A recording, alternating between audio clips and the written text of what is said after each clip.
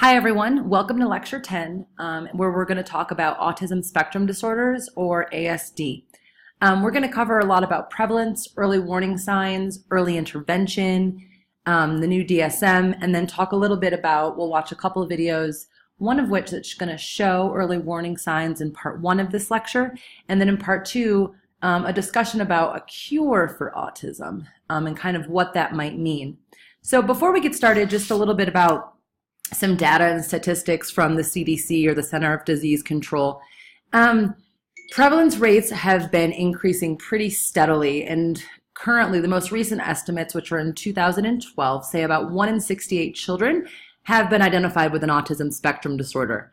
Autism spectrum disorder, it equally occurs across all racial, ethnic, and socioeconomic groups. Autism spectrum disorder is also 4.5 more common in boys, so about 1 in 42 boys and 1 in 189 girls. Studies across multiple cultures, including Asia, Europe, and North America, have identified individuals with autism spectrum disorder with an average prevalence between 1 and 2%. And again, this is, when we're looking at the prevalence rates, it has increased dramatically from back in 2000. We were looking at 1 in about 150 children, with now currently, again, about 1 in 68 children. And we're not exactly sure why that's the case. We do know that there are some possible biological markers we're working to be identified. Additionally, there does seem to be some environmental risk factors, but it's really difficult to pinpoint what the cause of autism is, and we don't know what it is. And we'll talk a little bit about that throughout this lecture, what we do know, then also just kind of hopefully dispel some myths about autism in general. So when we're looking at autism spectrum disorders, it's present from very early development, and mostly it's present before age 3. You can see some signs pretty early on. The most obvious signs occur around 2 to 3 years of age. And this is because it is a social communication disorder. And so this is really when kids start to communicate in a very social way. And this is when you really start to notice some of those delays. If there are severe delays, this can be seen before age 1. And again, we'll talk a little bit more about that. It affects the development of social and communication skills. So it's really important to understand that autism is a social communication disorder. A lot of times, just with pop psychology and stuff in the media, you'll see some of the other things that aren't necessarily diagnostic, but just can be associated, like difficulty with sounds or different sensory experiences, insistence on like sameness. So you'll hear people say like OCD-like symptoms. And those, again, the main core deficit really affect social communication difficulties. The difficulties include varying degrees of deficit in verbal communication, so actual expressive language, and we'll talk about some of those specific hallmarks that we see. Additionally, nonverbal communication, or the lack of use of nonverbal communication, such as pointing and gesturing and facial expressions. Social communication, specifically that reciprocity, that to and fro, back and forth when we're speaking. Social interaction, so having this shared enjoyment with other people and recognizing that you're a social being and other individuals are social beings and that you interact with one another. And then also this repetitive and restrictive behaviors. And so here, this is where that insistence on sameness a lot of time will come, and that can really vary from insisting on, certain routines and rituals, doing things the same way over and over again, having mealtime the same way, bedtime the same way. And this is where a lot of times you'll see kiddos have a hard time when their schedule changes. All right, so why do we talk about this in a class called Intellectual Disability? There's a couple reasons for this. One is an autism spectrum disorder is a type of developmental disability, but I really, really, really want to stress that it can be associated with intellectual disability, but autism is a spectrum disorder ranging from high functioning to low functioning. And the majority of people with an autism spectrum disorder do not have an intellectual disability. And this is a very common misconception that folks have. they assume that if you have autism, you must have an intellectual disability. Cognitive profiles from IQ testing might look a little bit different across the board, but in general, most people with intellectual disability do not have autism, and most people with autism do not have intellectual disability, but it can be associated with intellectual disability. Additionally, it can be associated with difficulties in motor coordination, attention, either difficulty paying attention or hyperfocus, physical health issues. This isn't diagnostic by any means, but just commonalities we see are sleep and gastrointestinal difficulties. Usually, a lot of times we'll see it can be associated with stronger visual and spatial skills, math, music, or art. Again, not diagnostic in feature. And then when sensory issues. So there'll be sometimes these unusual reactions to physical sensations. And this can be overly sensitive to touch or under-responsive to pain. So when we're talking with parents and we ask about pain thresholds, sometimes they either won't respond at all. Like I've, spoke with some parents that are like, he'll put his hand on a stove while it's hot and it won't move.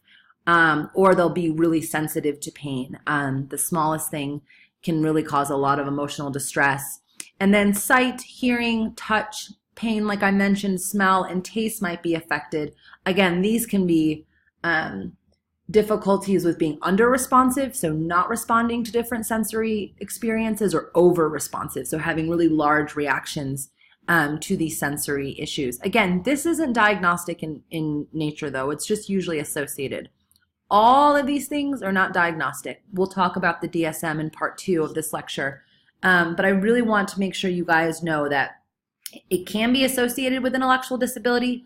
But again, approximately 62% of individuals with an autism spectrum disorder do not have intellectual disability. Again, here are some other quote-unquote types of intellectual disability.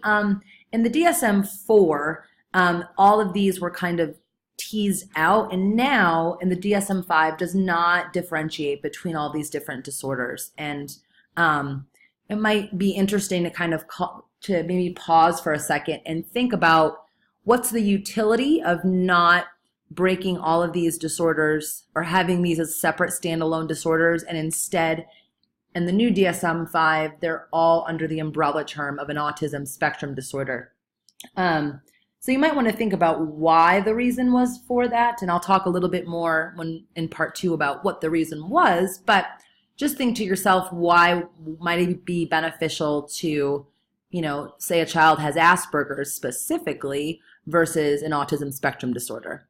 But Rett disorder, this occurs almost exclusively in girls, and we'll see developmental reversals in expressive language and hand and fine and gross motor use. This is that kiddos will be making gains and hitting developmental milestones appropriately, and then it's almost like parents will describe it as like flipping switches off. And so you'll have a regression in skills. Childhood disintegrative disorder, this is, again, a child develops normally, typically, where they're supposed to be, and then starts losing skills they've already acquired. Pervasive developmental disorder, or PDD, NOS, this just means, and there still is a subthreshold category in the DSM-5, but this is, recognizing that there is some impairment, we have some symptoms, but there's not enough to make a full diagnosis of an autism spectrum disorder.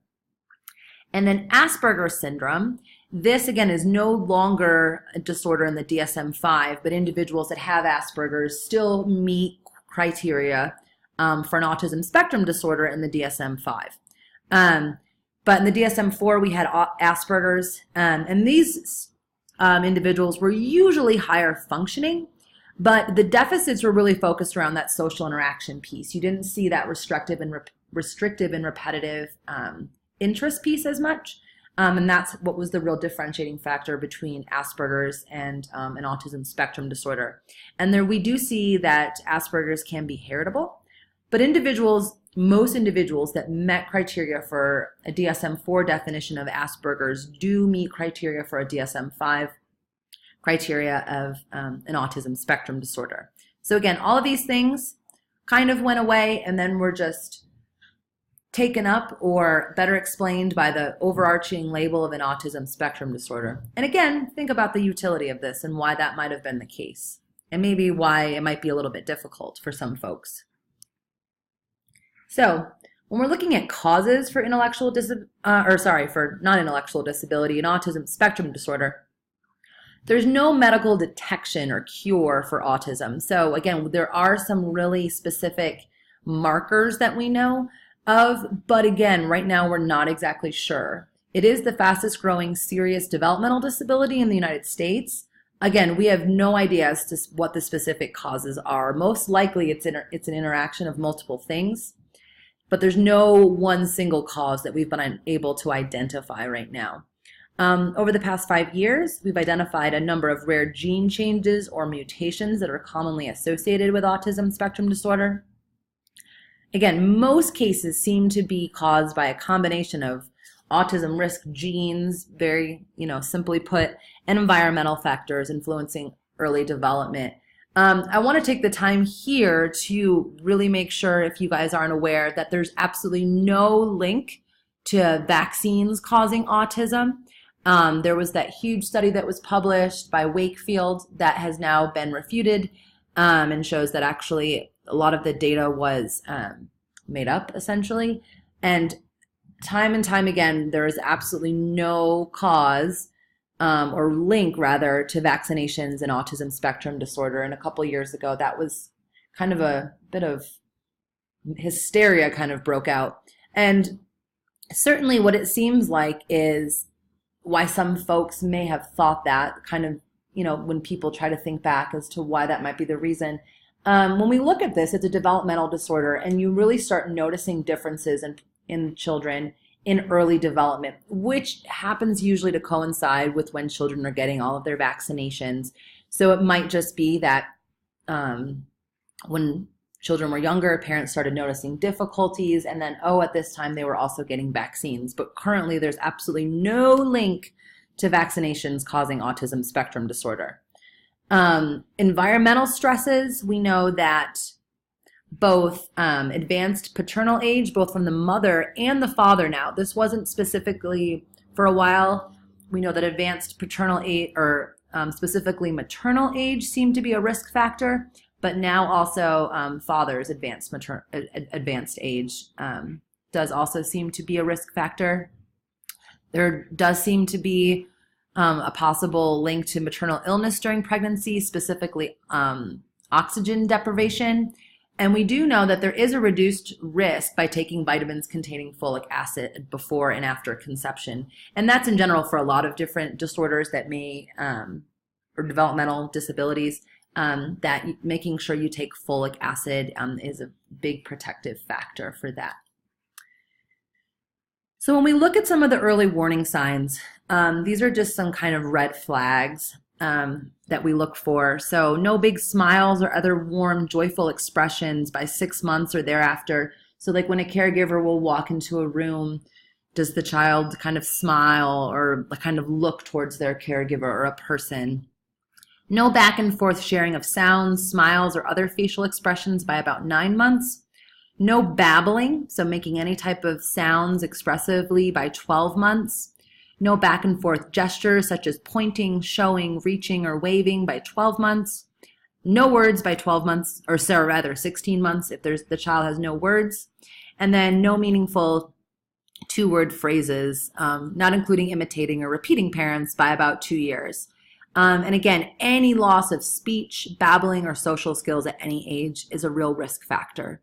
And these things can be kind of tricky sometimes for parents to identify, especially if it's their first child, or it's the only child they've had, and they don't or they're not really around children, because they're kind of real subtleties. And so I'm going to show you guys a video that is from put out by Kennedy Krieger, which is a great institute that does a lot of research and work on individuals with autism, just so you guys can kind of see some of the differences between a typically developing or a neurotypical child and a child with autism spectrum disorder.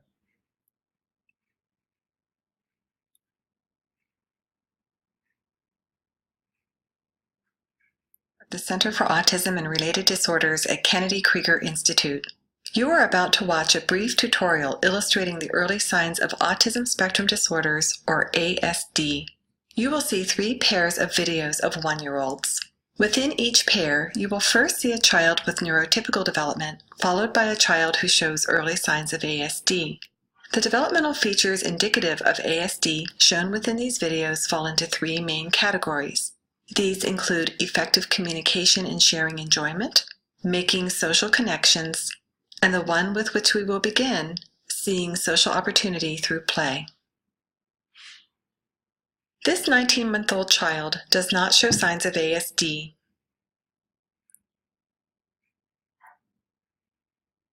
He has chosen to play with the balls. He quickly integrates the lady into his play. He pretends that the balls are food and offers a bite to the lady.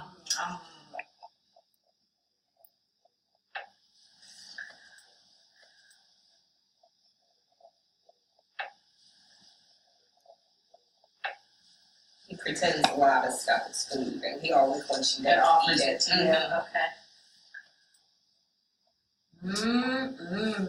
You're making some yummy food.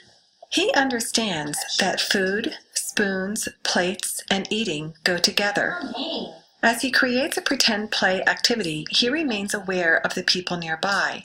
He enjoys incorporating social interaction into his play and offers the lady a bite. Thank you. That sure is tasty. He is able to pay attention to the lady, the doll, and the pretend food all at once. He shares his excitement about the toys with the lady, looking at her and smiling. After the lady comments that the food is hot, he links his play and language to her idea. It's okay now. It's cold. It's nice and cold now. Yeah.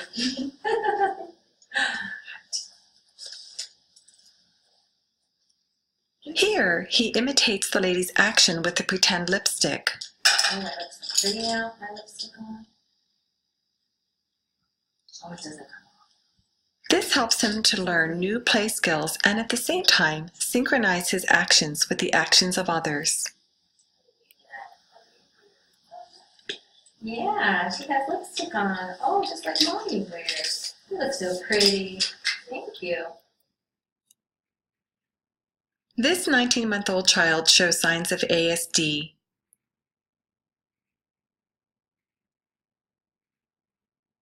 He has an intense interest in the toy phone. Toys R Us is He does not share his enjoyment of the phone with others. instead of like the classroom. He does not look toward others and smile. Shows, sensory, all kinds. He really has this addiction to telephones lately. It's okay though, because it's helping him to make sound. So there's probably like 10 telephones laying around my house because he walks around carrying them and sits them down, and then he goes on to the next one. Although he puts the phone to his ear, he does not show creative play with the phone. When his name is called, he does not respond. Elliot. Ellie.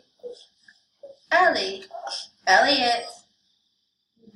He does not offer the phone to others so that they can have a turn. He would turn to his name, and progressively he's not. His Elliot. mother tries to distract his attention away from the phone. Let mommy see the phone. Let mommy see it. Let mommy see the phone. There you are. She begins to tickle him. Although he seems to enjoy the tickling, he does not look at his mother or make a social connection with her. He does not try to communicate with his mom to keep the social game going.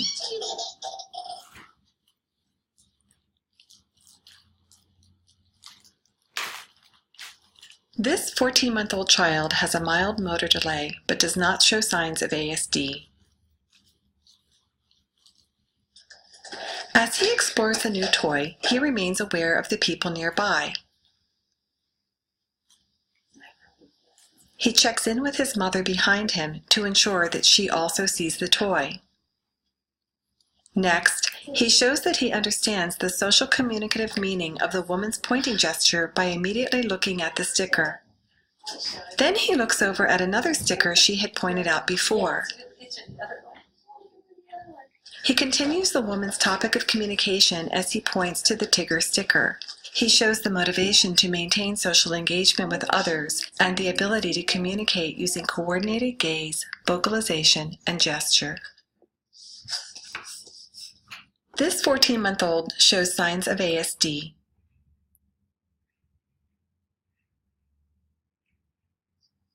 First, he flaps his hands while enjoying the bubbles.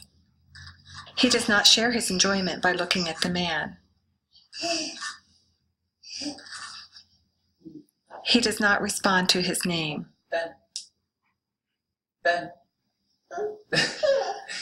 Ben. Although he looks at the man's pointed finger, he does not follow the direction of the man's gesture to locate the object of the man's attention.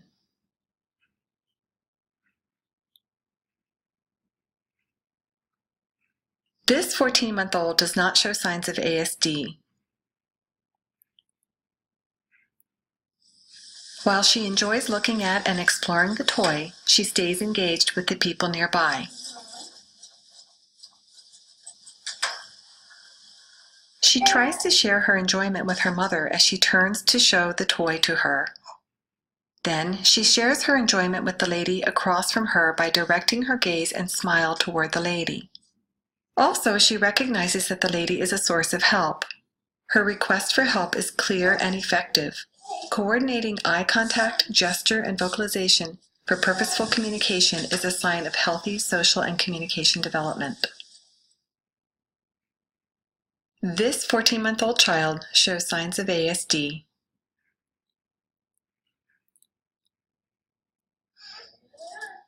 Notice how his attention is so focused on the toy that he does not interact with the people nearby.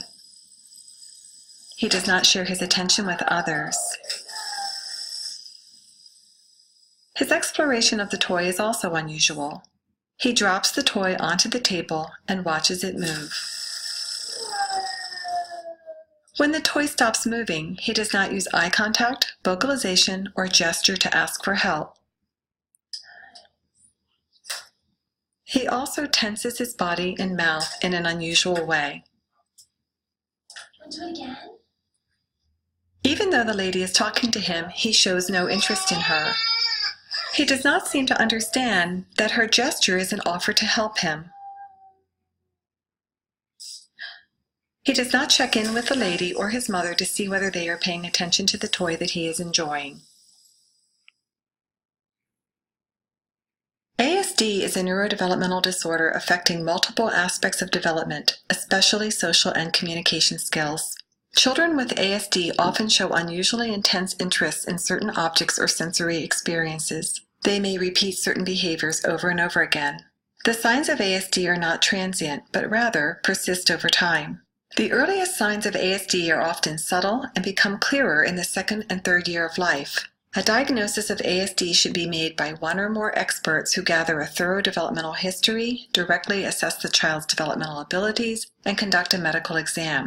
For more information about ASD early detection and intervention, or to sign up to receive our newsletter, please visit autism.kennedykrieger.org/card.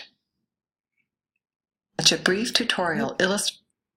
All right, as you guys could see from that video, probably it was really difficult to notice what they were pointing out as the children were having difficulties or not difficulties with.